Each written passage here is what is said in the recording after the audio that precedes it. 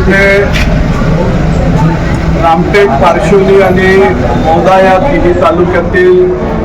धान उत्पादक शेतकरी आज इथे उपस्थित झाला आणि आम्ही आज माननीय मुख्यमंत्री मोदयांना निवेदन दिलेलं आहे की ज्या पद्धतीने राज्य शासनाने मागच्या खरीप हंगामामध्ये धानाला बोनस देऊ अशा प्रकारची वल्गना केली होती आणि त्या अनुषंगाने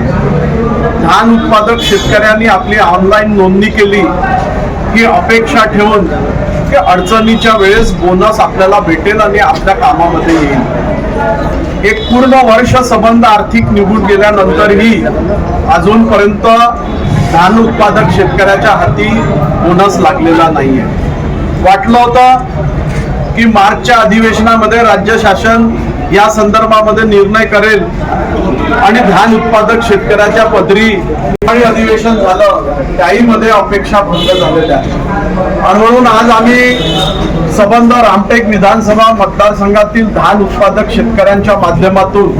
माननीय मुख्यमंत्र्यांना निवेदन एसडीएमच्या माध्यमातून दिलेलं आहे की हा निर्णय एक तर तुम्ही ताबडतोब करा,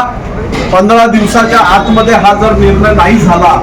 तर मोठ्या संख्येने धान उत्पादक भागातील शेतकरी गोळा होतील आणि सरकारला धारावर धरल्याशिवाय राहणार नाही अशा प्रकारची स्थिती निर्माण झाली।